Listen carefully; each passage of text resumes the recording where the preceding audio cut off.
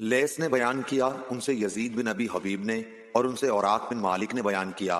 उन्हें उर्वा ने खबर दी कि उम्मुल मोमिनीन आयशा रदियल्लाहु अन्हा ने फरमाया, कुरैश ज़माने जाहिलियत में आशूरा का रोज़ा रखते थे। फिर रसूलुल्लाह सल्लल्लाहु अलैहि वसल्लम ने भी उस दिन रोज़े का हुक्म दिया।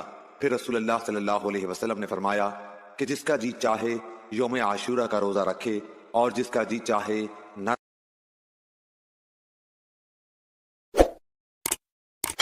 Like, share and subscribe for more videos.